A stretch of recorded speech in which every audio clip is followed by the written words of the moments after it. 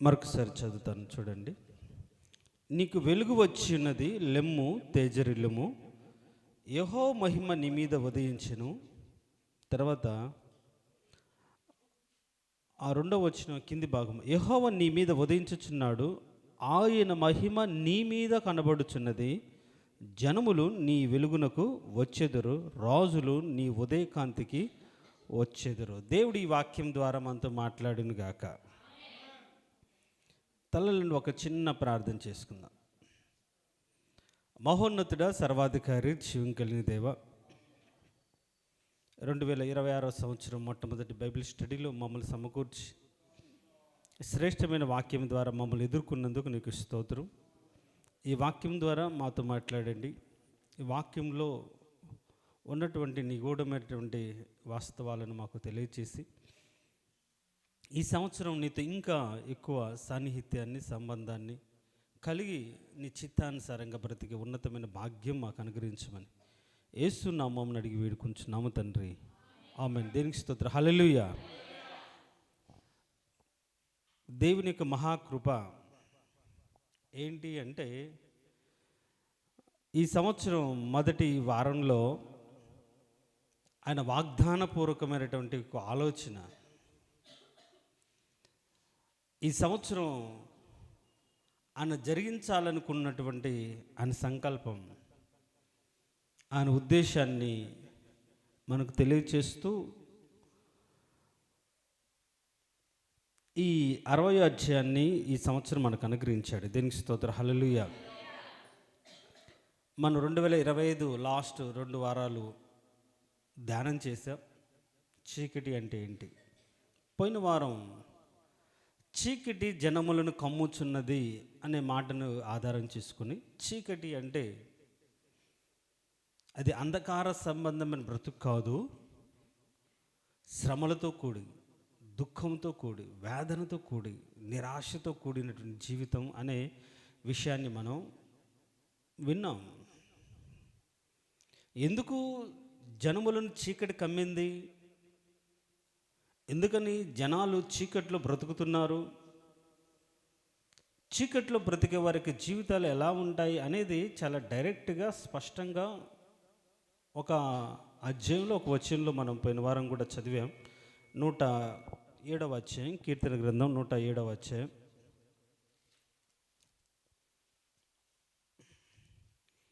కీర్తన గ్రంథం 107వ అధ్యాయం 10వ వచనం, దేవుని ఆజ్ఞలకు లోబడక మహోన్నతుని తీర్మానమును తృణీకరించినందున బాధ చేతను, ఇనుపకట్ల చేతను బంధింపబడిన వారై చీకటిలోను మరణాంధకారంలోను నివాసము చేయి వారి హృదయమును ఆయన ఆయాసము చేత కృంగజేసెను రాయబడింది. జనములను చీకటి ఎందుకు కమ్ముతున్నది? ప్రజలు చీకట్లో ఎందుకు బ్రతుకుతున్నారు?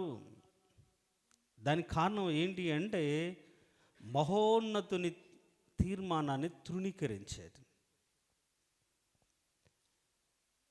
ఎందుకు తృణీకరిస్తున్నారు ఈ రోజుల్లో దేవునికి వాక్యాన్ని, దేవుని తీర్మానాన్ని అంటే, ఆ మాట కూడా పోయిన వారం గుర్తు చేశాను. ఆ మాట కూడా మనం జ్ఞాపకం చేద్దాం. చూడండి, ఇర్మీయా గ్రంథం 6వ అధ్యాయం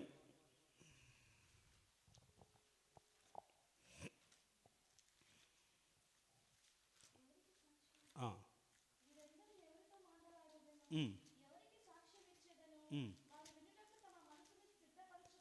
మళ్ళీ చదవమ్మా. వారు వినుటకు తమ మనస్సు సిద్ధపరుచుకొనరు గనుక వినలేకపోయిరి. ఇదిగో, వారు యెహోవా వాక్యమందు సంతోషము లేని వారై దాన్ని తృణీకరించెదరు అని రాయబడింది. ఆజ్ఞలంటే చాలా కష్టం, కానీ ఆజ్ఞలను ఫాలో అవుతేనే క్షేమం అనే సత్యాన్ని మనం ఎరిగి ఉండాలి. మనం ఈ సొసైటీలో బ్రతకడానికి కూడా రూల్స్ అండ్ రెగ్యులేషన్స్ ఉన్నాయి. ఇష్టానుసారంగా బతుకుతామా? కొన్ని సెక్షన్స్ ఉంటాయి. మనం ఏదైనా ఒక వ్యక్తి మీద కేసు పెడితే అది ఏ ఏ సెక్షన్ కింద, ఎందుకు, ఏంటి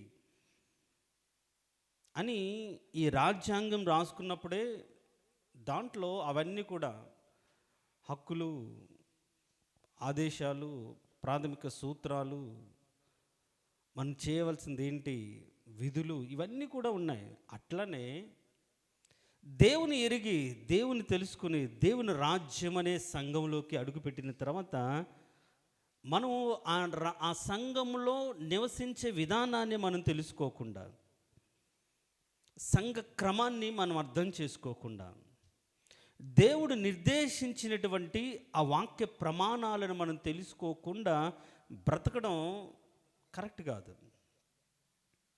తెలుసుకోవాలి. మనం ఫారిన్ వెళ్ళామనుకోండి, ఆ దేశంలో ఎలా ఉండాలో, ఏం చేయాలో మనం తెలుసుకుంటాం. ఇక్కడ ఉమ్మూసినట్లుగా ఫారిన్లో ఉమ్ము వేయకూడదు అంటారు. మరి చూస్తే చాలు ఫైన్ ఆటోమేటిక్గా మన అకౌంట్లోంచి అమౌంట్ కట్ అవుతుంది, లేకపోతే జైలుకి తీసుకెళ్తారు.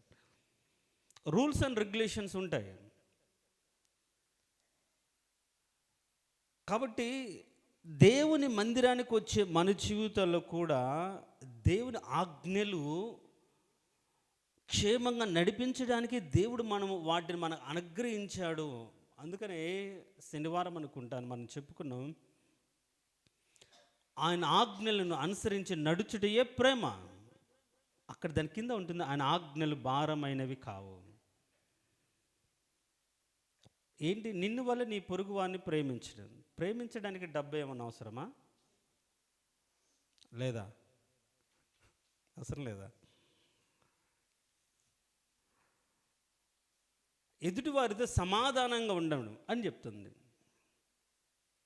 మనం ఎదుటివారికి అప్పులు ఇస్తాం, ఎదుటివారికి డబ్బులు ఇస్తాం, ఎదుటివారికి ఏదైనా చాకరీ చేస్తాం, కానీ వారితో సమాధానంగా ఉండాలంటే మాత్రం చాలా కష్టం. వాక్యాన్ని అర్థం చేసుకుంటే చాలా ఈజీ. అంటే దేవుని వెలుగులో, దేవుని వాక్యపు పరిధిలోకి మనం వెళ్ళి, ఆయన మన నుంచి ఏం ఆశిస్తున్నాడో మనం అర్థం చేసుకొని, మనం ఎలా ఉండాలని కోరుకుంటున్నాడో అది మనకు అర్థమైతే, మనము మన దృష్టికి కాకుండా ఆయన దృష్టికి ఎలా బ్రతుకుతున్నామో అనేది ప్రతి క్షణం మన హృదయం మనల్ని ఏం చేస్తుంది, పరిశోధిస్తూనే ఉంటుంది. అప్పుడు ఆయన ఉంచిపోయిన అడుగుజాడలు, ఆయన ఇచ్చిన ఆజ్ఞలు కరెక్ట్ అనిపిస్తాయి. ఓహో, ఇందుని బట్టే కదా క్షేమం, అందుని బట్టే కదా నెమ్మదిగా ఉన్నాం. అందుకని నిన్ను వల్ల అంటే నీ పొరుగు వాని దేనిని కూడా ఆశింపకూడదు అనే ఆజ్ఞ లేకపోతే ప్రతి ఒక్కరి దగ్గర నుంచి ఎక్స్పెక్ట్ చేస్తూనే ఉంటారుగా. అంటే ఎంతలో ఉండాలో అంతలో ఉండాలనే సత్యం ఆజ్ఞల్లో ఉంటుంది. మనం ఎలా ఉండాలి, ఎలా నడవాలి అనేది. వాటిని మనకి ఇష్టం లేక, మనకు నచ్చక, పిల్లలకు చాక్లెట్ అంటే ఇష్టం, కానీ పళ్ళు పుచ్చిపోతాయి. మా బ్లెస్ గడితే పళ్ళు వస్తాయో లేదో అనుకున్నాం మేమైతే. 3 ఏళ్ళకే పళ్ళన్నీ బొక్కలు పడి పుచ్చిపోయి, నేనైతే ఒకటే పళ్ళు పోయి అన్నీ పోయి మళ్ళీ రావాలి. ఇంకో 2 ఇప్పటికి కూడా వాడికి 10 ఏళ్ళు వచ్చింది, ఇప్పటికీ 2-3 పండ్లు ఇంకా ఊడిపోలే, పుచ్చులే ఉన్నాయి. వద్దు అంటాం, కానీ మన ఏ ఉద్దేశంతో వద్దు అంటున్నా వాళ్ళు అర్థం చేసుకోకుండా అదే కావాలంటారు, తింటారు, జరిగిస్తారు, నష్టాన్ని కొని తెచ్చుకుంటారు. ఒకవేళ వింటే క్షేమమే కదా. తినొద్దన్నాడు పండు, తిననంత కాలం క్షేమమే. మనం ఒక ఆజ్ఞ దేవుడు ఇస్తే ఎందుకు, ఏమిటి, ఎలా అనేది కాదు, అసలు ఆజ్ఞను ఫాలో అవ్వడమే జ్ఞానం, అంతే. ఇంకా దానికి మించింది ఏం లేదు. ఆయన మన క్షేమం, మన భవిష్యత్తును ఉద్దేశించి మనకి ఆజ్ఞ ఇచ్చాడు అనే ఆలోచన వచ్చినప్పుడు ప్రశ్నించాం కదా. అయితే ఏంటి, సరే చూద్దాం అనుకుంటే తిప్పలు. ఆజ్ఞలో జ్ఞానం ఏంటంటే మనము అటువైపు చూడకు అనేది ఆజ్ఞ. ఎందుకు చూడకూడదు అనేది తర్కం. సాతాను మనలో చూస్తే ఏమవుతుంది, చూసిన వాళ్ళందరూ ఏం జరిగింది, ఒకసారి చూస్తే ఏమవుద్దో చూద్దాం అని యాంగ్జైటీ అని దాన్ని బట్టి అసలు చూడొద్దు అన్నాడు కాబట్టి దాని మాట వినటమే విధేయత. ఆ మాటను బట్టి చూడకుండా ఉండటమే విశ్వాసం. ఇవన్నీ కూడా ఒక ఆజ్ఞను ఆధారం చేసుకునే విశ్వాసం నడిపిస్తుంది. అవన్నీ మనకు కష్టం. ఎందుకంటే చిన్నప్పటి నుంచి మనం పెరిగిన వాతావరణం, అది చేయొచ్చు, ఇది చేయొచ్చు, అలా ఉండొచ్చు, అలా ఉండాలి, ఇలా ఉండాలని ఆలోచనతో మనం పెరుగుతూ వచ్చాం. కాబట్టి ఈ దేవుని దగ్గరకు వచ్చినా కూడా మనం ఇష్టం వచ్చినట్లుగానే ఉండాలని కోరుకుంటూ ఆయన్ను మన దారులకు రావాలని ప్రార్థన చేస్తాం. ఎంత దారుణం! ఆయన దారిలోకి వెళ్ళాలని కాదు, ఆయనకు నచ్చినట్లుగా ఉండాలని కాదు, ఆయన చెప్పినట్లుగా చేయాలని కాదు, మనకు ఇష్టం వచ్చినట్లుగా ఉండాలని దేవుని కూడా అది చేయి ప్రభా, ఇది చేయి ప్రభా. దేవునికి కూడా మనం సలహాలు ఇచ్చేవాళ్ళం అయిపోయాం. అది ఇవ్వు ప్రభా, ఇది ఇవ్వు ప్రభా, అలా ప్రభా, ఇలా ప్రభా. నేను ఏం చేయమంటావు ప్రభా అని అడిగేది వేరు, నాకు ఇది కావాలి ఇలా చేయి ప్రభా అనేది వేరు. ఈ విషయంలో నీ చిత్తం ఏంటి? దావీదు చనిపోయాడు, సౌలు ఆల్రెడీ రాజుగా అభిషేకించబడ్డాడు, వెళ్తే అందరు అంగీకరిస్తాడు కాబట్టి వెళ్ళిపోయాడా? వెళ్ళాల. పోనీ వెళితే కూడా తప్ప ఏం లేదు. ఎందుకని? సౌలు తర్వాత దావీదే రాజు. కానీ ప్రభా నేను వెళ్ళొచ్చా అని అడిగాడు. ఓకే వెళ్ళు అన్నాడు. ఇంక వెళ్ళిపోలే. నేను ఎక్కడికి వెళ్ళాలి అని కూడా అడిగాడు. చెప్పాడు, యెరూషలేముకి వెళ్ళు అన్నాడు. అక్కడ 7 ఏళ్ళు ఉన్న తర్వాత మళ్ళీ మొత్తాన్ని కలిపిన తర్వాత మళ్ళీ అప్పుడు మహారాజుగా మార్చబడ్డాడు. చూడు, మనకు చిన్న ఛాన్స్ ఇస్తే చాలా దూసుకొని పోవడం కాదు. ప్రతి అడుగు, ప్రతి ఆలోచన, ప్రతి తలంపు ఆయన ఇష్టమా కాదా అని పరిశీలించుకొని బ్రతకడమే విశ్వాసం. దేవునికి స్తోత్రం, హల్లెలూయా. ఇట్లా బ్రతకడం అంటే చాలా కష్టం కాబట్టి చాలామందికి ఇష్టం ఉండదు. ఎందుకు తృణీకరిస్తున్నారంటే దేవుడు అంటే ఇష్టం ఉండదు. దేవుని దగ్గరికి వస్తే ఇలా ఉండాలంటాడు, అలా ఉండాలంటారు, ఇలా చేయమంటాడు, ఇలా ఎవరు చేస్తారు ఇవన్నీ మనకు కష్టం అని తృణీకరిస్తారు. అందుకే ఇష్టం ఉండదు. ఒకవేళ మీ ఇష్టానుసారంగా బతకండి, విచ్చలవిడిగా బ్రతకండి, ఎట్టైనా బతకండి, మీరేం చేస్తారో తెలియదు, వారానికి వచ్చి తలా 1000 రూపాయలు ఇవ్వండి అన్నారు అనుకోండి, ఎంత హ్యాపీ కదా. ఇప్పుడు లోకంలో జరిగేది అదే కదా. దేవుని కూడా ఆ పాపంలో పాలిభాగస్తులు చేసి ఇది చేస్తే నీకు ప్రభువా, నీకు అయ్యా అని మొక్కుబడి చేసుకొని జరంగానే వెళ్ళి ఇస్తారు డబ్బులు. తప్పు చేస్తున్న ఆలోచనలకు, తప్పులో కూడా తప్పును చేయడానికి కూడా దేవుణ్ణి మొక్కుకుంటారు. తప్పులో సహాయం చేయడానికి కూడా దేవుణ్ణి అడుగుతూ ఉంటారు. కానీ మనం అట్లా చేయలేం కదా, అదే కష్టం. కోర్స్ మనకు కూడా అది వంట పట్టింది. ఇలా చేస్తే అలా ఉంటాను, ఇలా నువ్వు వస్తే, నువ్వు చేస్తే నీకు ఇది ఇస్తాను, నాకు ఉద్యోగం ఇస్తే మొదటి జీవితం నీకు ఇస్తాను అంటే నువ్వు ఇచ్చే మొదటి జీవితంతో ఆయన పెద్ద మేడ కట్టించుకొని దాంట్లో ఉంటాడా? నీకు ఆ జీతం కావాలా, లేకుంటే ఏం కావాలి? నీ బతుకు, నీ జీవితం కావాలని కోరుకుంటుంటే మనం ఇట్లా లోక సంబంధమైన ఆలోచన చేసి దేవునికి ఆజ్ఞలను మనం ఏం చేస్తున్నామంటే తృణీకరిస్తున్నాం. ఇష్టపడట్లా, సత్యాన్ని అనుసరించడానికి ఇష్టపడట్లా, నీతిగా బ్రతకడానికి ఇష్టపడట్లా. ఎందుకంటే ఇంకా చావలేదు కదా, లోకం చావలేదు, పాపము చావలే, పాపపు ఇచ్చలు కోరికలు మనం చంపుకోలే. కాబట్టి చంపుకోలేని కోరికలు ఏం చేస్తాయి? ప్రతి క్షణం మనల్ని తాడదీస్తాంటాయి, హృదయంలో ప్రేరేపిస్తుంటాయి. అందుకనే నాలో 2 నియమాలు ఉన్నాయి. ఒకటి పాప నియమం, ఒకటి ఉంది నా ఆత్మ నియమాన్ని, నీతి నియమాన్ని అణచివేస్తూ నేను చేయాలనుకున్న మంచి చేయలేకపోతున్నాను పౌలే బాధపడుతుంటా. అయినా సరే దాన్ని జయించడానికి ఆయన దివారాత్రి తన శరీరాన్ని నలగొట్టుకొని ఎక్కడ నా ఇష్టానుసారంగా బతుకుతానో అనే ఆలోచనతో తన శరీరాన్ని నలగొట్టుకొని సజీవ యాగంగా దేవుని సమర్పించుకొని ఆయన ఇష్టానుసారంగా ఆయన చిత్తానికి లోబడి బ్రతికాడు. అయ్యా నాలో రోగం ఉందయ్యా, తీసేస్తావంటే కాదు, నువ్వు ఎప్పుడు బలహీనుడువో అప్పుడు నా మీద డిపెండ్ అవుతావు, అప్పుడు నీ శక్తి వస్తుందని చెప్తే అట్లను భరించాడు. అంతే, ముమ్మారు ప్రార్థన చేశాడు, తీసివేయాల కానీ భరించాడు. అంటే ఇప్పుడు ఇలాంటి పరిస్థితులు ఎవరికి ఇష్టం ఉంటుంది? ఏంది అన్ని సుఖం ఇవ్వాలని కోరుకుంటాడు, సంతోషం ఇవ్వాలని కోరుకుంటాడు, నెమ్మది కావాలని కోరుకునే కదా దేవుని దగ్గరికి పోతాం.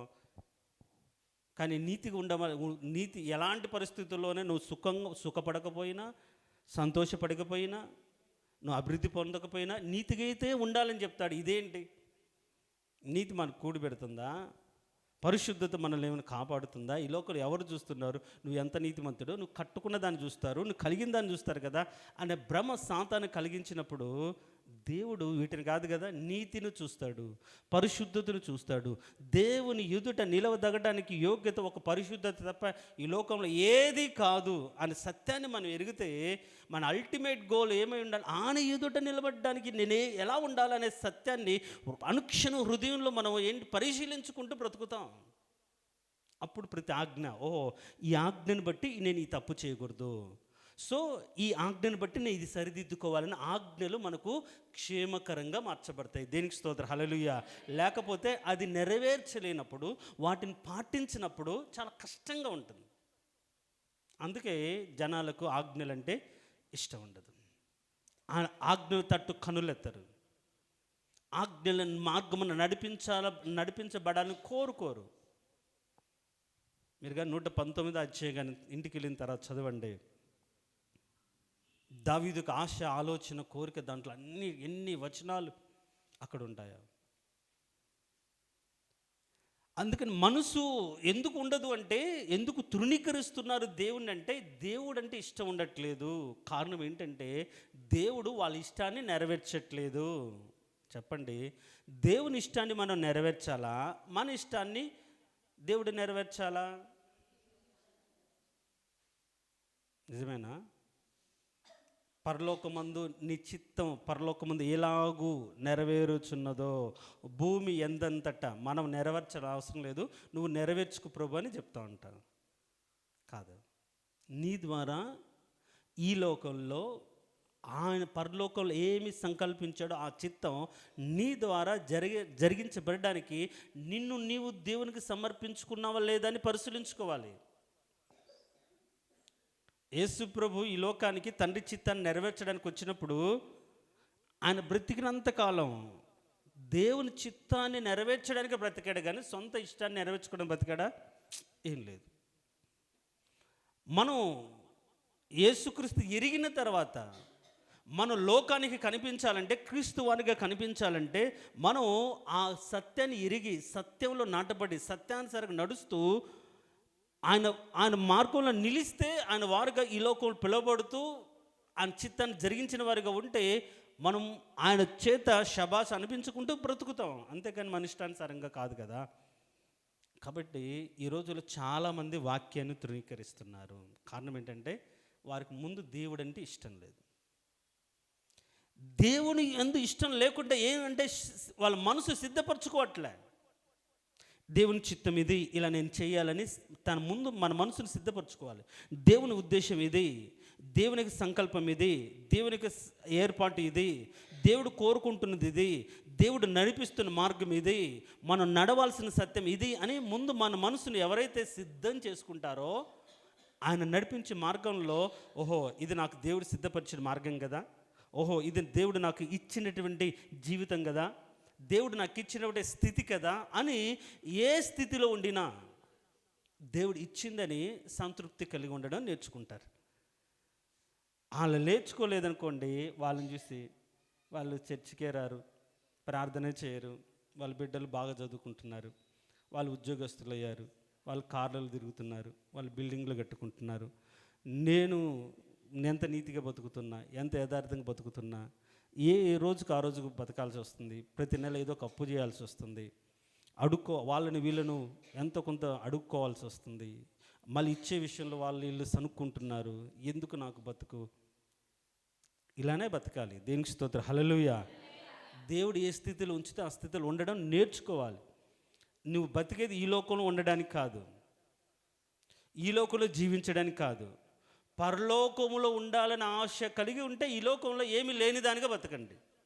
లేదు పరలోకం ఉందో లేదో నాకు తెలియదు, ఈ లోకంలోనే నేను విచ్చలవిడిగా సుఖంగా బతకాలనుకుంటే దేవుడు అవసరం లేదు, భక్తి అవసరం లేదు, ఏం లేదు, మీ ఇష్టానుసారంగా బతకవచ్చు.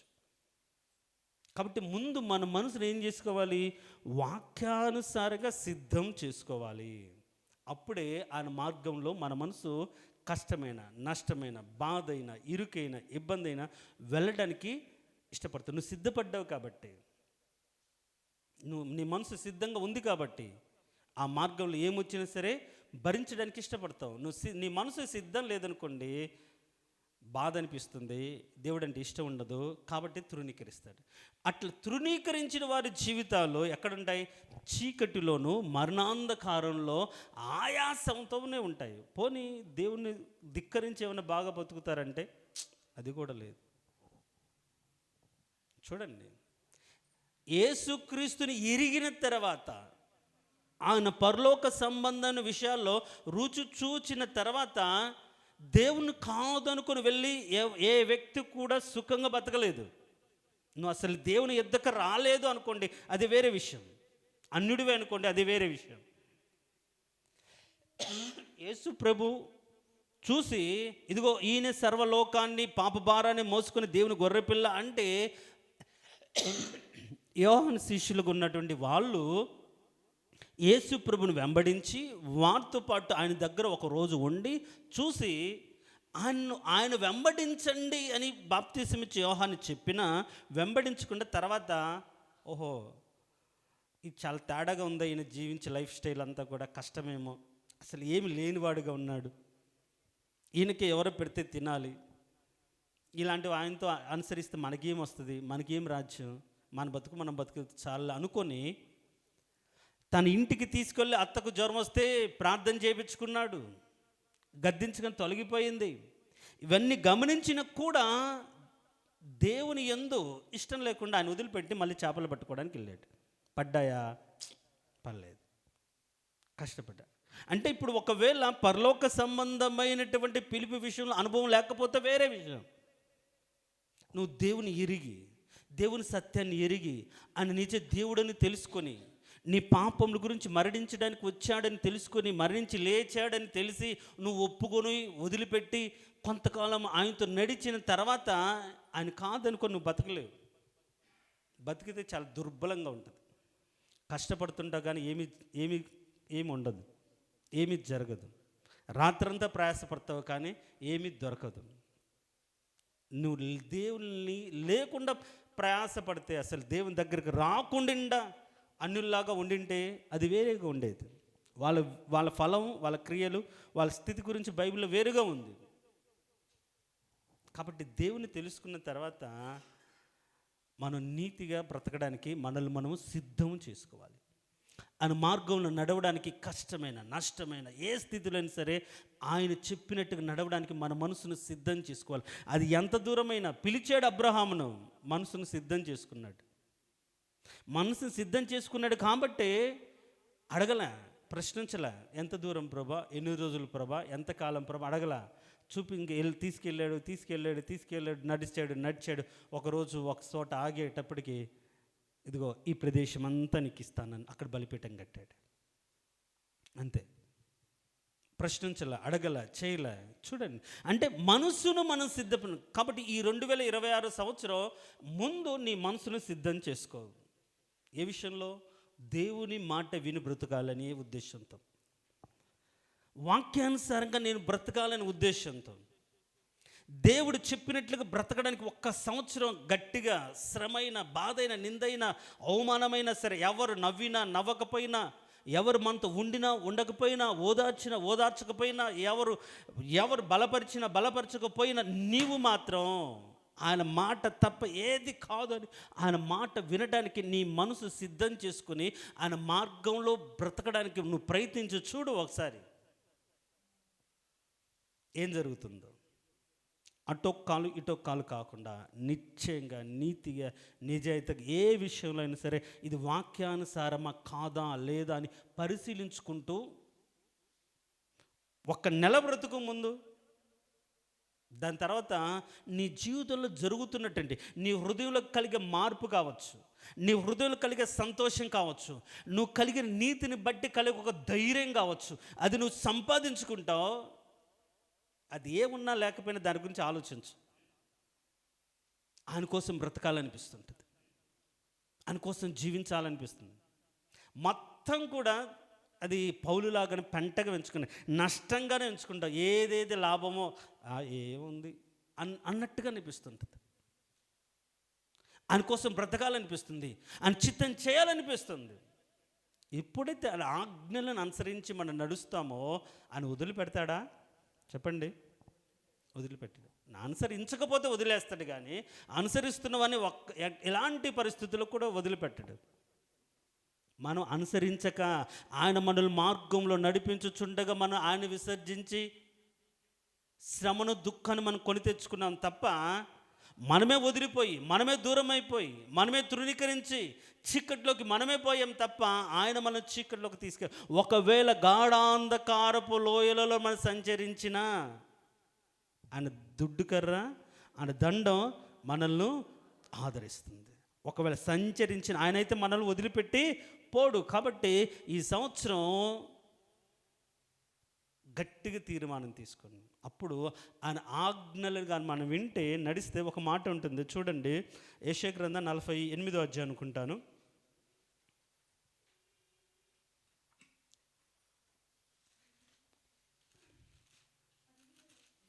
48:17 ఎస్ 17వ వచనం కింది, నీ దేవుడకు నీకు ఉపదేశము చేయుదును, నీవు నడవలసిన త్రోవను నడిపించదను, నీవు నా ఆజ్ఞలను ఆలకింపవలని నేను ఎంతో కోరుచున్నాను. ఆలకించిన ఎడల నీ క్షేమము నది వలెను, నీ నీతి సముద్ర తరంగములను ఉండును, నీ సంతానం ఇసుకవలె విస్తారము అగును అనింది. దేవునికి స్తోత్రం. హల్లెలూయా చెప్దాం. ప్రేయర్ హల్లెలూయా. ఏం కోరుకుంటున్నాడు? ఆయన ఆజ్ఞలను ఆలకించి నడవడం కోరుకుంటున్నాడు. ఒకవేళ నువ్వు ఆ ఆజ్ఞ అనుసరించి నడవగలిగితే నీ క్షేమం ఎలా ఉంటుంది? నది వలె విస్తారంగా ఉంటుంది. కాబట్టి ఈ మొట్టమొదటి బైబిల్ స్టడీలో ఒక తీర్మానపూర్వకమైన ఆలోచన మనం చేసుకుందాం. అదేంటంటే, చాలామంది దేవుని ఆజ్ఞను తృణీకరిస్తున్నారు. దానికి కారణం దేవుడంటే ఇష్టం లేక. ఎందుకు ఇష్టం లేదు అంటే, ఆయన నడిపింపుకు తమను తాము అప్పచెప్పుకోవడానికి ఇష్టం లేక, సిద్ధ మనసు లేక. అందుకని బైబిల్లో నీ ప్రవర్తన అంతటి యందు ఆయన అధికారానికి ఒప్పుకో, అప్పుడు ఆయన నీ మార్గమును సరళం చేస్తాను రాయబడింది. నీ ప్రవర్తన అంతటి యందు కొన్ని విషయాల్లో దేవుని చిత్తము, కొన్ని విషయాల్లో నీ చిత్తము, నీ ఇష్టం కాకుండా ఏ విషయంలోనైనా సరే ఆయన ప్రవర్తన అంతటి మీద ఆయన అధికారం, నీ ప్రవర్తన అంతటి మీద ఆయన అధికారానికి నువ్వు ఒప్పుకొని, ప్రభా ఏదైనా సరే ఉదయం లేచిన దగ్గర నుంచి ఒకరితో మాట్లాడాలనుకుంటున్నావా? ఒక నిమిషం ప్రార్థించు. ప్రభా నేను మాట్లాడాలనుకుంటున్నాను, వెళ్ళాలా వద్దా? ఇవి ఇలా నేను చెప్పాలనుకుంటాను, కరెక్టా కాదా? నువ్వు ప్రార్థన చేసుకో. వద్దు అనిపించింది అనుకో, ఉండు, బైబిల్ చదువుకో, నీ ఇంట్లో ఉండి దేవుడు నీతో ప్రేరేపించేంత వరకు నువ్వు ప్రార్థన చేసుకో, బైబిల్ చదువుకో. ఊరికి వెళ్ళి విస్తారమైన మాటలు మాట్లాడి దోషాలు కొని తెచ్చుకొని, దోషాన్ని బట్టి శిక్ష, దోషం చేసిన శిక్ష ఉంటుందా ఉండదా? ఉండదా? ఉంటుంది. మనకు తెలియకుండానే శిక్షను వేసుకుంటూ ఉంటాం. నేనేం తప్పు చేశానంటే, తప్పు చేయాల్సిన అవసరం లేదు. తప్పు అంటే బైబిల్లో ఒక వ్యభిచారము, దొంగతనమే పాపం అని చెప్పట్లా. రకరకాలైన పాపాలు ఉన్నాయి. విస్తారమైన మాటలు దోషం ఉంటుంది. నీకు తెలిసి కొంత, తెలియ కొంత, ఆ పరిస్థితులు మాట్లాడాల్సి వచ్చి కొంత, మాట్లాడకూడని మాట్లాడి కొంత, నష్టాన్ని కొని తెచ్చుకునే మాటలు ఎందుకు? జాగ్రత్తగా మనం ఉంచుకోవాలి. దేనికి స్తోత్రం. హల్లెలూయా చెప్దాం. ప్రేయర్ హల్లెలూయా. కాబట్టి దేవుని మాటను ఆలకిస్తే, అంగీకరిస్తే, లోబడితే క్షేమం. కాబట్టి ఈ సంవత్సరం మనం క్షేమమే చూడాలనుకుంటే మన మాట కాదు వినాల్సిందే, మనము దేవుని మాట వినాలి. దేనికి స్తోత్రం. హల్లెలూయా. అలా దేవుని మాటకు లోబడితే మన బ్రతుకు క్షేమంగా ఉంటుంది. అలా తీర్మానాన్ని దేవుడు ఒక తీర్మానం చేసి ఒక మార్గం ఏర్పరిచి ఇలా ఉండాలని నిర్దేశించి చెప్తే దానికి లోబడకుండా ఉంటే వాళ్ళు ఎక్కడ ఉంటారు? చీకట్లో ఉంటారు. ఇదంతా చెప్పాల్సి వచ్చింది దానికోసం. ఎవరు చీకట్లో ఉంటారు అనే దానికి, ఎందుకు ఉంటారు అనే దాని గురించి పోయిన వారం చీకట్లో ఉన్న వాళ్ళ బ్రతుకులు, వాళ్ళ ఇంట్లో బాధ ఉంటుంది, బయట బాధ ఉంటుంది, రాబడి ఉండదు, నష్టపోతుంటారు, వర్షం పడదు, ఫలం రాదు. ఇదంతా జరుగుతుందంటే నువ్వు దేవుని ఆజ్ఞను తృణీకరించి చీకట్లో బ్రతుకుతున్నావు. ఆయాసము, దుఃఖమే. ఎప్పుడు ప్రభు నా బ్రతుకుల వేదన, ఎప్పుడు ప్రభు ఈ వేదన పోతుంది, ఎప్పుడు ప్రభు దిగులు పోతుంది, ఎప్పుడు ప్రభు నాకు నెమ్మది కలుగుతుంది అంటావు. నువ్వు ముందు ఎక్కడ తప్పు చేసావో అది నువ్వు పరిశీలించుకొని రెక్టిఫై చేసుకొని ఒప్పుకొని వదిలిపెడితే ఆ రోజు నుంచి క్షేమం అనేది మనల్ని వెంటాడుతూనే ఉంటుంది. దీనికి స్తోత్రం, హల్లెలూయా. సో అందుకని చీకట్లో చుట్టూ జనాల మీదకి చీకటి కమ్మి వారిని ఆయాసంతో దుఃఖంతో కలిగి ఉంది. అయితే దేని కృపటి అంటే మన మీదకి వెలుగు వచ్చింది. దేనికి స్తోత్రం, హల్లెలూయా. చెప్దాం, ప్రైజ్ లార్డ్, హల్లెలూయా. లెమ్ము, వెలుగు వచ్చినది. ఏంటి? నీకు వెలుగు వచ్చి ఉన్నది. లెమ్ము, తేజరిల్లెమ్ము. సో నీవు కూడా ఈ సంవత్సరం పోయిన 25 వరకు కూడా చీకట్లోనే, బాధల్లో, దుఃఖము, వేదన, కష్టాలు, నష్టాలు, అప్పులు, కన్నీళ్ళు, లేకుండా అపనిందలు, వీటల్లో బతుకుతున్నప్పుడు దేవుడు ఈ మొదటి బైబిల్ స్టడీని దర్శించి వాక్యం ద్వారా నీతో మాట్లాడుతున్నాడు. ఏంటంటే నీ బ్రతుకులకు వెలుగు వచ్చింది. వాక్యమైన వెలుగుతో దేవుడు నీతో మాట్లాడుతున్నాడు. ఇప్పుడు నువ్వు లే అంటే ఆ పాపిష్టి స్థితిలోంచి, ఆ పాపముల నుంచి, ఆ పరిస్థితి లేచి నువ్వేమవ్వాలి? తేజరిల్లాలి. దేవునికి స్తోత్రం, హల్లెలూయా. తేజరిల్లాలి అంటే ఏంటి? తేజరిల్లడం అంటే బాగా దేదీప్యమానంగా వెలగడం. బాగా అసలు మండితేనే కదా వెలగడం కదా. ఇప్పుడు క్యాండిల్ ఉంది, అది అంటించినప్పుడు వెలిగించబడితేనే కదా అది బాగా విస్తారంగా, అది దానికి ఉన్నట్టు అన్నీ పోయి తర్వాత ఏమో ఫస్ట్ సన్నగా మంట వస్తుంది, తర్వాత దానికి అయిన ఆ డిస్టర్బెన్స్ అన్నీ పోయిన తర్వాత బాగా వెలుగుతుంది. అప్పుడు వెలుగు ఎక్కువ వస్తుంది. అంటే ఇప్పుడేంటి? తేజరిల్లము అంటే వెలిగించాడు. వెలుగు వచ్చినది నీకు. వెలుగు అంటే ఆ వెలుగుగా వచ్చి దేవుడు ఏం చేస్తాడు? మన చీకటి జీవితాలను, చీకటి బ్రతుకులను మార్చబడడానికి ఒక అవకాశాన్ని మనకిస్తూ ఆయన వాక్యాన్ని, ఆయన సత్యాన్ని మనలో ప్రసరింపజేసి మనతో మాట్లాడుతున్నప్పుడు నువ్వు కానీ ఈ బ్రతుకులో నుంచి, ఈ చీకటిలో నుంచి నువ్వు లేవగలిగితే నీ బ్రతుకు ఏమవుతుందంటే దేదీప్యమానంగా తేజరిల్లుతుంది. దేవునికి స్తోత్రం, హల్లెలూయా. ముందు దేవుడు నిన్ను మండించాడు అంటే నిన్ను వెలిగించాడు. వెలిగించడానికి నీ దగ్గరికి వచ్చాడు. అందుకని మనం పోయిన వారం, అంతకుముందు వారం కూడా నిజమైన వెలుగు లోకంలో ఉండెను. అది లోకంలోనికి వచ్చి ఓన్లీ పాస్టర్స్ని, సేవకులని వెలిగిస్తుందా? ప్రతి మనుష్యుని వెలిగించుచున్నది. ప్రతి మనసుని వెలిగించుతున్నది. కాబట్టి ప్రతి మనుషుని దగ్గరకు వచ్చిన జీవపు వెలుగైన క్రీస్తు నీ మనోనేత్రాలను వెలిగించి దేవుని సత్యాన్ని గ్రహించగలిగేటువంటి మన మనోనేత్రాలు, అవును కదా ఈ తప్పిదం చేశాను కాబట్టి నేను ఈ స్థితిలో ఉన్నాను ఆలోచన అంటే ఒక వెలుగు. నువ్వు చేసిన తప్పిదం నీకు గుర్తు రావడం దేవుని వెలుగులో నువ్వు గుర్తించడం అని అర్థం. 2025 సంవత్సరం అంతా కూడా ఏ తప్పిదాలను బట్టి నీకు నష్టం వాటిల్లిందో, ఏ పాప కారణాన్ని బట్టి శాపం నిన్ను వెంటాడిందో ఒకవేళ నీకు గుర్తొస్తుందంటే దేవుడు నిన్ను వెలిగిస్తున్నాడని అర్థం. దేవునికి స్తోత్రం, హల్లెలూయా. దేవునికి స్తోత్రం, హల్లెలూయా. సో ఆ పరిస్థితులు నువ్వేం చేయాలి? వాటిని ఒప్పుకొని వదిలిపెట్టాలి. అతిక్రమములు దాచిపెట్టుకున్నవాడు వర్ధిల్లడు. వాటిని అంటే ఇప్పుడు వాక్యం చెప్తున్నప్పుడు 2025 సంవత్సరం ఒక అబద్ధం, ఒక అవినీతి, ఒక దొంగతనం, ఒక వ్యభిచారం, లేక నరహత్య అంటే కపటపు మాటలు, దుర్నీతి, అసూయ, మత్సరం, ఇలా నేను కొన్ని సందర్భాల్లో మనకు బాగా దేవునికి వ్యతిరేకంగా బ్రతికినటువంటి ఆలోచనలు ఏవైతే వాక్యం చెప్తున్నప్పుడు ఇది కరెక్ట్ కాదు కదా, ఆ రోజు ఆ వారి విషయంలో ఆ టైంలో నేను ఇలా ఉన్నాను, ఇలా చేశాను అని నీ మనస్సాక్షిని దేవుడు ఇప్పుడు వెలిగిస్తున్నప్పుడు నీ మనస్సాక్షి నిన్ను ప్రేరేపిస్తున్నట్టు ఏ ఏ విషయంలో పాపం నిన్ను గుచ్చుతుందో నీ అంతరంగ పురుషుడు, వాక్యమైన దేవుడు వాక్యం ద్వారా నిన్ను గద్దిస్తున్నప్పుడు మనస్సాక్షిని అణుచుకోకుండా ఆ వెలుగులో నిజమే కదనే దేవుని మాటకు లోబడి, నిజమే ఇది తప్పిదం చేశాను, ఇది నేను ఒప్పుకోలేదు, ఇది వదిలిపెట్టలేదు.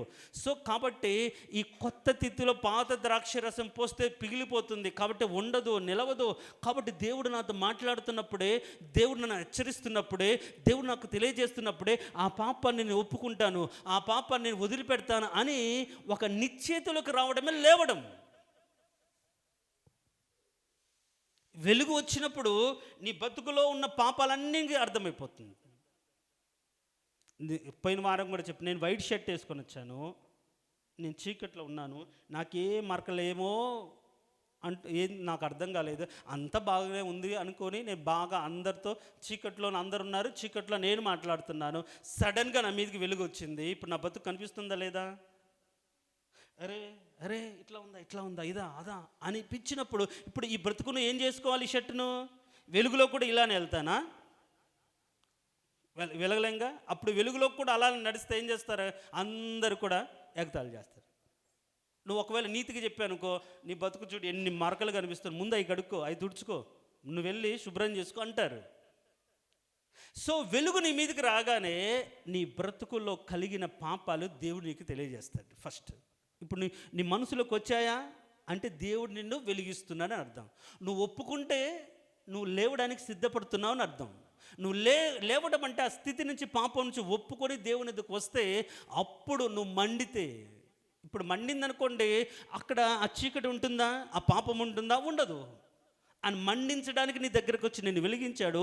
ఒకవేళ ఆ వెలుగును నువ్వు అంగీకరించి నీ హృదయాంతరంగాలున్న పాపం అంతా కూడా ఆ వెలుగులో గమనించినప్పుడు, జక్కయ్య యేసుక్రీస్తు ఇంటికి చేర్చుకోగానే ఆయన ముఖంలోనే ఆయన రహస్య పాపాలను కనిపించగానే యేసు ప్రభు చెప్పలా, ఇదిగో నువ్వు అన్యాయంగా ఇంత సంపాదించావు, వాక్యానుసారంగా ఇంత ఇవ్వాలని చెప్పక ముందే అర్థమైపోయి, అయ్యో నేను ఇంత అన్యాయంగా సంపాదించాను, ఇంత అక్రమంగా ఆర్జించాను, ఇది కరెక్ట్ కాదు, వాక్యానుసారం కాదు, కాబట్టి దానికి 4 రెట్లు ఇవ్వాలి అని వాక్యంలో ఉంది అని వాక్యం జ్ఞాపకం చేయగానే యేసుక్రీస్తు చెప్పక ముందే ఆ వెలుగులో ఉన్నాడు కాబట్టి, క్రీస్తు వెలుగులో ఉన్నాడు కాబట్టి తప్పిదం గుర్తొచ్చి, చేసిన తప్పిదం అతను గుచ్చి కనిపించింది కాబట్టి వెంటనే ఏం చేశాడు?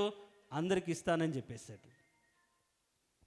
మనం వెలుగులో ఉంటాం, అదే పాలు, అదే పిల్లి కళ్ళు మూసుకుని పాలు తాగుతున్నాను ఎవరు చూడట్లేదని మనమే కళ్ళు మూసుకొని, మన కళ్ళు పోయి మన తప్పులు, మన పాపాలు, మనం చేస్తున్న నీచ క్రియలు మనకు కనిపించకుండా ఏం చేస్తాం?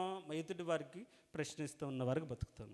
అందరూ మన వెలుగులోనే ఉన్నాం, కానీ మన పాపాలు కడుక్కొని స్థితిని మార్చుకొని స్థితిని గమనించి వాటిని పాయింట్అవుట్ చేస్తున్నారేమో.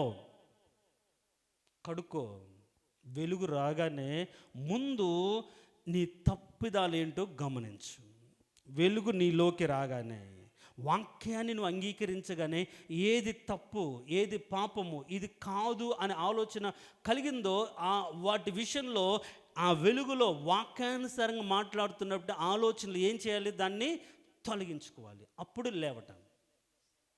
లేచి నిలబడి ఎప్పుడైతే వెలుగులోకి వస్తామో వాటిని కడుక్కుంటామో ఆయన రక్తంలో ఏమవుతాం? అప్పుడు మనం పరిశుద్ధులుగా మార్చబడతాం. అప్పుడు మనల్ని ఏం చేస్తాడంటే, మనం మండుచూ ఉంటాం కాబట్టి మనకి తేజం ఏమవుతుందంటే ఇంకా ప్రకాశమానంగా కనిపిస్తుంది. దేనికి స్తోత్రం, హల్లెలూయా. కాబట్టి ఒకవేళ నీ తప్పిదాలు నీకు తెలిసినా, నీకు అర్థమవుతున్నా, వాటి కమిట్ అయిపోయిన పరిస్థితిని బట్టి, వాటిని వదిలించుకోలేని పరిస్థితిని బట్టి వదులుకోకుండా వాటిని అలానే కంటిన్యూ చేస్తూ ఈ సంవత్సరం కూడా బ్రతికితే దేవుని దగ్గర నుంచి మనం ఏమి ఆశించడం కష్టం. ఆశించకూడదు. ఇంకెంతేలా అనుకుంటూ బతకడమే తప్ప ఆయన చేయాలని కోరుకోకూడదు. వెలుగు వచ్చినప్పుడు ఏం చేయాలి? నీ బ్రతుకుని కడుక్కోవాలి. జక్కయ్య కడుక్కున్నాడు. ఇప్పుడు పౌలు మీదకి వెలుగు వచ్చిందా లేదా? మీరు కానీ అపోస్తుల కార్యములు 26వ అధ్యాయం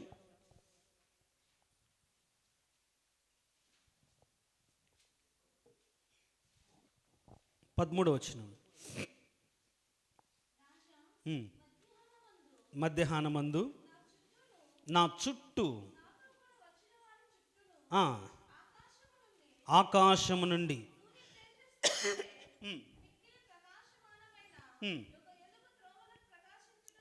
ఒక వెలుగు త్రోవలు ప్రకాశించుట చూచి తిని. సరే, చాలు చాలమ్మ. అదే అపోస్తుల కార్యంలో 9వ అధ్యాయం 3వ వచనం.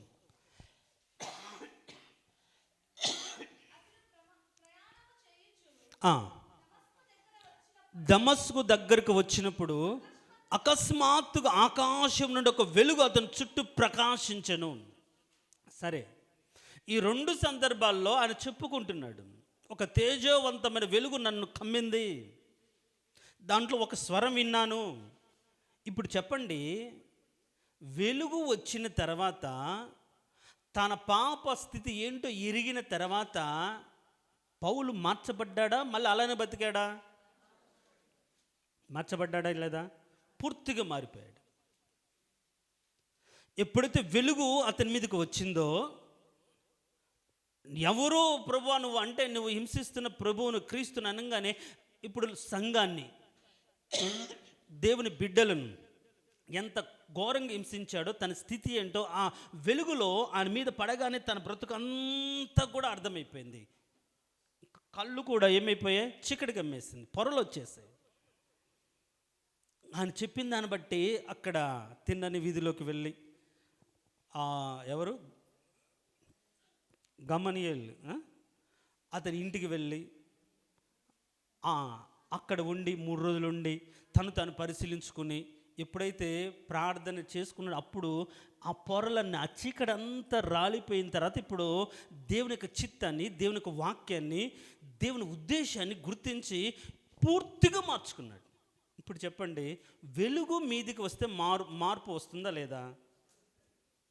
ఇప్పుడు మనం మార్చుకోలేదంటే దాని అర్థం ఏంటి? మార్చుకోలేదంటే దాని అర్థం ఏంటి? వచ్చినా తెలిసినా మార్చుకోలేని బలహీనతలో బ్రతుకుతున్నామని అర్థం. పౌలు గురించి మనం చూస్తే ఆది కాండం నుంచి ద్వితీయోపదేశ కాండం వరకున్న వచనాలన్నీ కూడా కంటత పట్టినటువంటి వ్యక్తి పౌలు. తన యొక్క ధర్మశాస్త్రోపు దగ్గర ధర్మశాస్త్రము అంత స్పష్టంగా ఎరిగి తెలుసుకొని వాక్యానుసారంగా ఇట్లా ఉండాలని తెలిసి ఒక నీతిగా ఒక కరెక్ట్ అయిన నికార్స్ అయిన యూదుడిగా పౌలు బతికాడు. కానీ అది కరెక్ట్ కాదని ఎప్పుడైతే తెలిసిందో పూర్తిగా వదిలేశాడు. హింసించే తత్వాన్ని వదిలేశాడు. తనే కొట్టబడ్డాడు, తనే హింసించబడ్డాడు. ఒకప్పుడు గుర్రం మీద వెళ్తుంటే అతనంటే హడల్, కానీ పూర్తిగా మారిపోయాడు. వెలుగు మన మీదకి రాగానే ఆ వెలుగులో మన పాపాలు కానీ మనం కానీ కలుగుకుంటే, ఇంకొక మాట చూపిస్తాను చూడండి. యోబు గ్రంథం 11వ అధ్యాయం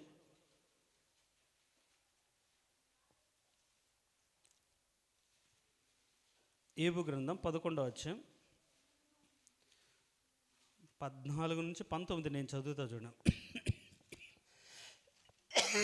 11వ అధ్యాయం యోబు గ్రంథం 11వ అధ్యాయం 14 నుంచి 19 చూడండి.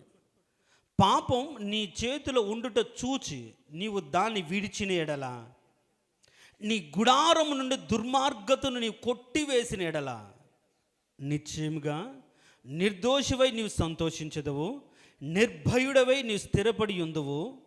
నిశ్చయంగా నీ దుర్దశను నీవు మరిచెదవు. దాటిపోయిన పారు నీటిని జ్ఞాపకం చేసుకున్నట్లు నీవు దానిని జ్ఞాపకం చేసుకునేదేవు. అప్పుడు నీ బ్రతుకు మధ్యాహ్న కాల తేజస్సు కంటే అధికముగా ప్రకాశించును. దేనికి స్తోత్రం, హల్లెలూయా. ఏంటంట? వెలుగు వస్తే సరిపోలేదు. వెలుగులో ఏం చేయాలి? మన చేతుల పాపం ఉంటే తీసేయాలి, మన ఇంట్లో పాపం ఉంటే తీసివేయాలి. మన బిడ్డలు, మన పిల్లలు, మన కుటుంబీకులు పాపంలో బ్రతుకుతుంటే దాన్ని సరిదిద్దాలి. పాపం నీ చేత ఉంటే దాన్ని నువ్వు తొలగించిన, అంటే ఇప్పుడు చీకట్లో ఉన్నాం, చీకట్లో మన చేతులు ఏముందో మనకు కనిపిస్తుందా? కనిపించదు. ఎప్పుడైతే వెలుగు ప్రకాశించిందో మన చేతులు ఏముంది, మన షర్ట్లో ఏముంది, మన హృదయంలో ఏముంది, మన ఇంట్లో ఏముంది, ఇప్పుడు ఇక్కడ ఇన్ని లైట్లు వెలుగుతున్నాయి కాబట్టి ఏముందో చాలా స్పష్టంగా అర్థమైపోతుంది. అట్లా వెలిగించబడిన వారి జీవితాల్లో పాపం ఉండడానికి అవకాశం లేదు. తీసేసుకుంటారు. వాక్యపు వెలుగులు ఇది తప్పు, ఇది కరెక్టు అని ఒక్కొక్కటి వెంటనే కాకపోయినా తీసేసుకుంటారు. కొన్ని సంవత్సరాలైనా కొన్ని పోవట్లేదంటే ఎవరు తప్ప? అది దేవుని తప్ప?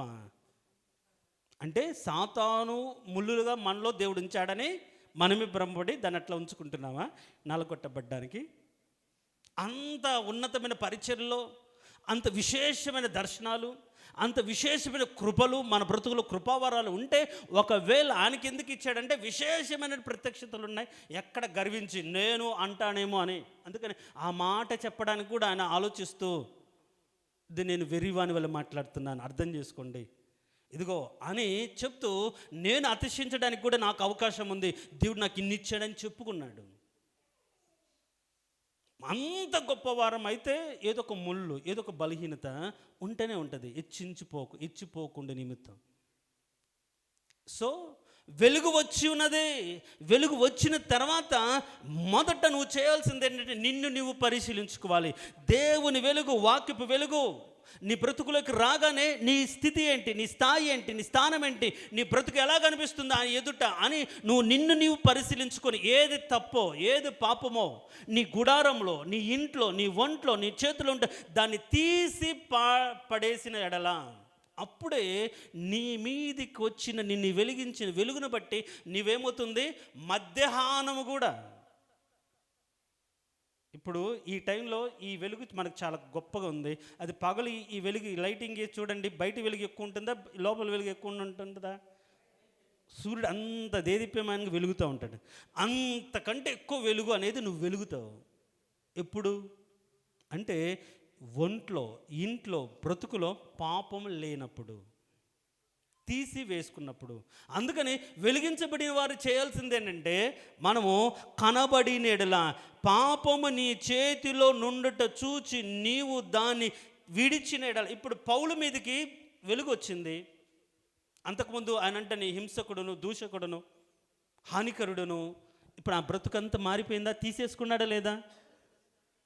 తీసుకుని దుర్మార్గం, తన బ్రతుకులను దుర్మార్గం తొలగించుకున్నాడు, తీసేసుకున్నాడు. వెలుగు మీదకి రాగానే తన పాప స్థితి ఏంటో అర్థం చేసుకున్నాడు. అందుకనే నీ ముఖ దర్శనంలో మా రహస్య పాపాలన్నీ కనిపిస్తాయి. ఎవరైతే మనస్ఫూర్తిగా వాక్యం వింటూ ఉంటారో దేవుడు వారితో మాట్లాడుతూ ఉంటాడో, మాట్లాడుతున్నప్పుడు హెచ్చరిస్తూ ఉంటాడు.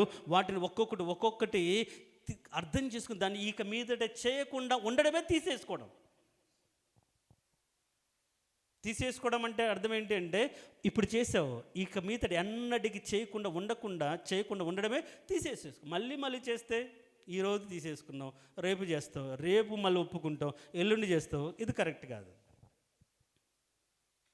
వెలుగు వచ్చింది, లెమ్ము తేజరిల్లుము. ఇప్పుడు తేజరిల్లడం అనేది ఎవరి చేతిలో ఉంది? వెలుగు ఆయన ఇచ్చాడు. వెలుగిచ్చిన దాన్ని బట్టి మన పాప స్థితిని, మన కుటుంబ స్థితిని, మన బ్రతుకును పరిశీలించుకుని వాక్యపు వెలుగులో మన బ్రతుకును సరిదిద్దుకొని, కడుక్కొని, ఒప్పుకొని, వదిలిపెట్టి, తొలగించుకొని ఏం చేయాలి? దుర్మార్గమును విడిచిపెట్టాలి. అక్కడ ఏముంది చూడండి, 13వ వచనంలో నీ మనసును తిన్నగా నిలిపిన ఎడల, నీ చేతులు ఆయన వైపు చాపిన ఎడల, పాపం నీ చేతిలో ఉండుట చూచి నీవు దాన్ని విడిచిన ఎడల, నీ గుడారములో దుర్మార్గత నీవు కొట్టివేసిన ఎడల నిశ్చయముగా నిర్దోషివై నువ్వు సంతోషిస్తావు. అంత మాత్రం కాకుండా 17వ వచనంలో ఇవన్నీ జరిగిస్తే అప్పుడు నీ బ్రతుకు మధ్యాహ్నాల తేజస్సు కంటే అధికముగా ప్రకాశించును, చీకటి కమ్మినను అది అరుణోదయం వలె కాంతిగా ఉండును. శ్రమలు ఏమొచ్చినా సరే నీ వెలుగు మాత్రం ఉంటుంది. ఇప్పుడు మనమందరం కూడా ఎవరి వెలుగులో ఉన్నాము అంటే పౌలు యొక్క వెలుగులో ఉన్న వాళ్ళమే. ఆయనకిచ్చిన దర్శనాన్ని బట్టే ఈరోజు మనం సువార్త ప్రకటిస్తున్నాం. ఆయనకిచ్చిన ప్రత్యక్షతలో మనం బ్రతుకుతున్నాం. అందుకనే బాప్తిసమిచ్చే యోహాను గురించి రాయబడి అనమాట, అతడు మండుచు ప్రకాశించుచున్న దీపమై ఉండేది. మండుచు ప్రకాశించాలి. మండితే నీ బ్రతుకులు ఉన్నవన్నీ కూడా కాలిపోతాయి. అప్పుడు ఆయన కోసం నువ్వు ప్రకాశిస్తావు. సో అప్పుడు నువ్వు తేజరిల్లుతావు. కాబట్టి ఈ నూతన సంవత్సరంలో ఒక్కసారి దేవుని వాక్యపు వెలుగులో ఇంకా 2025 సంవత్సరం దాచుకున్న పాపము ఈ సంవత్సరం కూడా తెచ్చుకున్నాం అనుకోండి, తేజరిల్లవు. వెలుగు వస్తుంది, వెలుగులో బ్రతుకు అందరికి అర్థమైపోతుంది. ఈ సంవత్సరం కూడా పోయిన సంవత్సరంలాగా మారని బతికే, ఏం మార్పు లేదు, ఏం ఉపయోగం లేదు అనిపించుకుంటూనే ఉంటావు. కాబట్టి దేవుడు మాట్లాడినప్పుడు వాటిని తొలగించుకుందాం, తీసివేద్దాం. ఆయన వెలుగులో ఇప్పుడు మండుచున్న ప్రకాశించు దీపంగా మార్చబడదాం. దేనికి స్తోత్రం, హల్లెలూయా. సో తేజరిల్లాలి అని అనుకుంటే ఏం చేయాలి? చేతిలో ఉన్న పాపం, చేతలలో ఉన్న పాపాన్ని తొలగియాలి, ఇంటిలో ఉన్న పాపాన్ని తొలగించి వేయాలి. అప్పుడు మనం దేవుని దృష్టి నిర్దోషులుగా ఉంటాం. మన తేజస్సు మధ్యాహ్న సూర్యుని కంటే ఎక్కువగా ఉంటుంది. ఒకవేళ చీకటి కమ్మినా సరే, ఉదయాన్నే తెల్లవారుజాము, ఇప్పుడు ఈరోజైతే దాదాపుగా 6:07 అయింది, కాస్త వెలుతురు వచ్చేటప్పటికి. కానీ వెలుతురు అయితే కనిపిస్తుంది, చీకటి అయితే ఉండదు. అంటే సూర్యోదయం వల్లే ఉంటుంది. ఒకవేళ చీకటి కూడా చీకటిగా మనకు ఉండదు. సూర్యోదయం వల్ల ఉంటుందంటే అట్లా చీకటి ఊరిక కమ్మినట్టు కనిపిస్తుంది, కానీ కాసేపటికి మళ్ళీ ఏమవుతుంది? పూర్తిగా వెలుగైపోతుంది. మన బ్రతుకులు ఎప్పుడు కూడా చీకటి అనేది రాదు. కాబట్టి ఆయన వెలుగు నీ మీదకి వచ్చింది, నువ్వు పాపాన్ని వదిలిపెట్టి లేవాలి. లేస్తే తేజరిల్లుతావు. అలా తేజరిల్లే విషయంలో దేవుడు నిన్ను ఏ విధంగా నిన్ను అభివృద్ధి పరుస్తాడు అనే విషయాన్ని మనం వచ్చే వారం ధ్యానం చేద్దాం, తలలో ఉంచుదాం.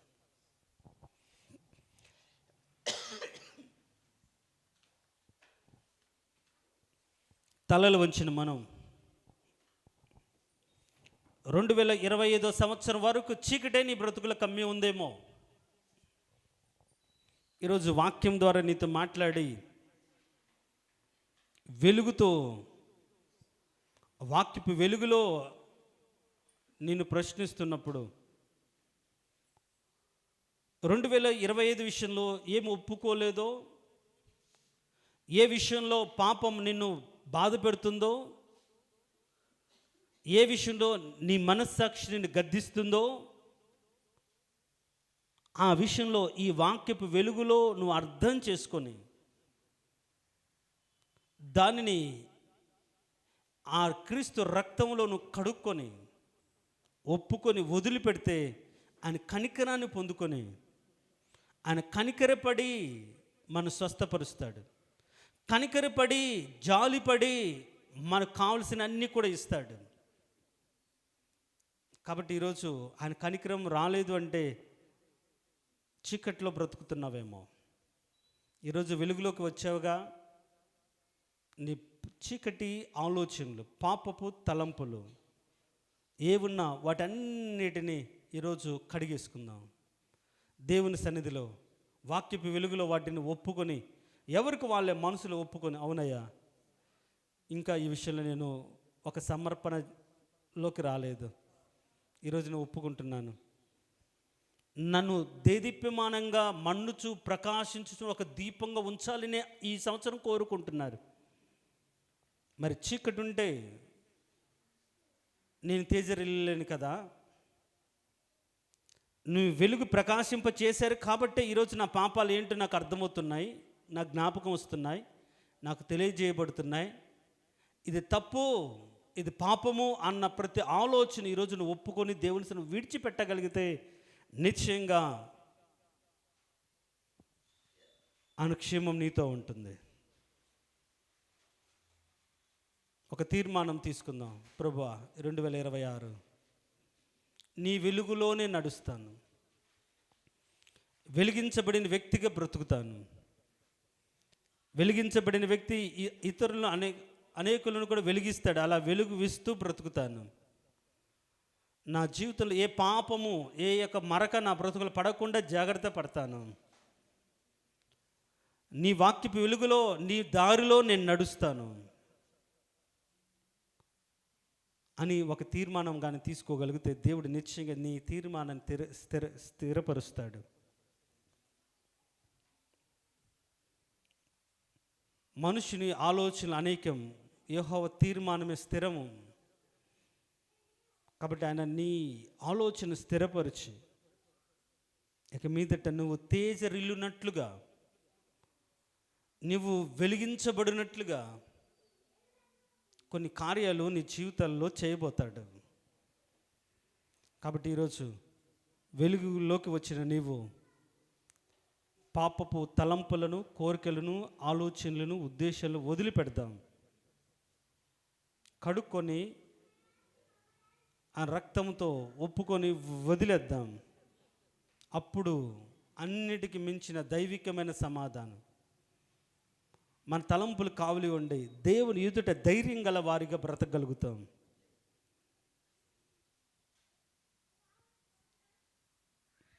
ఒక నిమిషం అందరికీ సమయం ఇస్తాను. ఎవరికి వాళ్ళే, ప్రభువా నాకు అర్థమవుతుంది, ఈ విషయంలో నన్ను క్షమించండి, ఈ తప్పు నేను చేయను, ఇలాగ మీదట ఉండను, నీ ఆజ్ఞల చొప్పున నడుస్తాను, నాకు అర్థమైపోయింది ఎలా బ్రతకాలో, ఇక మీదట సంఘ క్రమాల్లో, వాక్య క్రమాల్లో నీ చిత్తానుసారంగా నడుస్తానని ఎవరికి వాళ్ళే మనసులో ఒక తీర్మానం తీసుకోండి.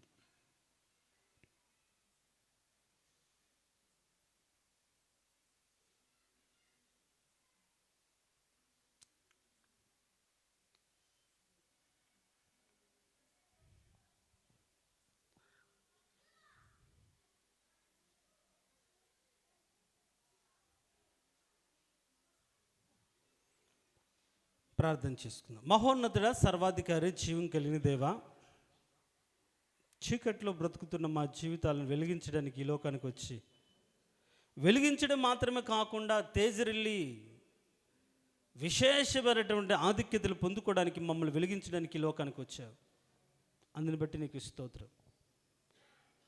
నీ వెలుగులో ఉన్న మేము వెలుగు ఫలాలు కలిగి ఉన్నామా లేదా, వెలుగు క్రియలు కలిగి ఉన్నామా లేదా, వాటిని పరిశీలించుకునే ఒక తరుణం మీరు మాకు అనుగ్రహించారు.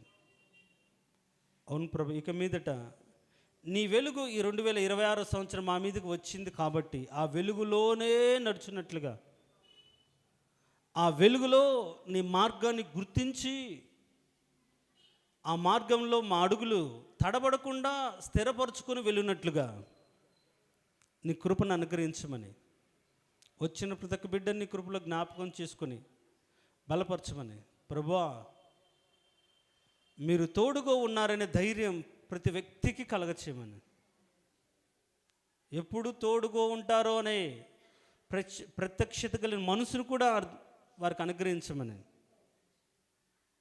ఆ విధంగా నీ తోడు, నీ కాపుదలను కలిగి ప్రాకారాలు పడగొట్టువాడు వారికి ముందుగా పోవుననే వాక్యాన్ని బట్టి మా ముందు ఉన్న ప్రాకారాలు, మాకు అడ్డుగా ఉన్నటువంటి గోడలు, పరిస్థితులు కూల్చి మాకు మార్గం సరళం చేసే దేవుడిగా మీరు మా ముందు వెళ్తున్నారని నమ్ముతూ మీరు ఏర్పరిచిన ఆ త్రోవలో మేము కూడా ధైర్యంగా వెళ్ళుటకు నీ కృపను అనుగ్రహించమని, ఈ వాక్యపు వెలుగులోనే ఈ సంవత్సరం అంతా మమ్మల్ని కొనసాగింప చేయమని కోరుకుంటూ, వచ్చిన ప్రతి ఒక్క బిడ్డను దీవించమని, సంఘంలోని ప్రతి అవసరతను మీరు తీర్చమని, ఎవరైతే బలహీనులుగా ఉన్నారో వారి పక్షాన నీ సన్నిధి తోడుగా ఉంచమని, మా ఆత్మీయ తల్లి గారిని నీ కృపలో జ్ఞాపకం చేసుకుని, వృద్ధులుగా ఉంటున్న చిన్నకమ్మల పెద్దమ్మను కూడా నీ కృపలో జ్ఞాపకం చేసుకుని, ఇంకెవరైతే అనారోగ్యంగా ఉంటున్న ప్రతి ఒక్క బిడ్డని కృపలో జ్ఞాపకం చేసుకుని, 10వ తారీఖు చెకప్కి వెళ్ళాలనుకున్న రాజన్నను కూడా నీ కృపలో జ్ఞాపకం చేసుకుని దర్శించమని, ప్రతి అవసరత తీర్చమని, సంఘంలో ఎవరైతే బలహీనులుగా ఉన్నారో వాళ్ళందరి పక్షాన నీ సన్నిధి తోడు ఉంచి వారికి విడుదలను అనుగ్రహించి, నెమ్మదినిచ్చి, నీ వెలుగులో నడిచి క్షేమాన్ని, సంతోషాన్ని అనుభవించి నీ బిడ్డలకు మమ్మల్ని తీర్చిదిద్దామని కోరుకుంటూ, అలాంటి ఉన్నతమైన భాగ్యం మీరు మాకు ఇచ్చినందుకు నీకు స్తోత్రాలు చెల్లిస్తూ, నీకే మహిమ ఘనత ప్రభావములు కలిగించుకోమని యేసయ్య అతి శ్రేష్టమైన దివ్యగణ నామమున అడిగి వేడుకొంచున్నాము తండ్రి, ఆమేన్. మన తండ్రి అయిన దేవుని యొక్క ప్రేమ, క్రీస్తు యొక్క కృప, పరిశుద్ధాత్మ యొక్క సహవాసం ఇప్పుడు ఎల్లప్పుడూ సదాకాలం మనకును మన సంఘమునకును, సంఘంలో ఉన్న ప్రతి కుటుంబానికి, ప్రతి కుటుంబంలో ఉన్నటువంటి ప్రతి వ్యక్తికి, వృద్ధులను మొదలుకొని చంటి బిడ్డ వరకు తోడై ఉండి కాపాడి నడిపించి బలపరిచి ఆశీర్వదించునుగాక. ఆమేన్.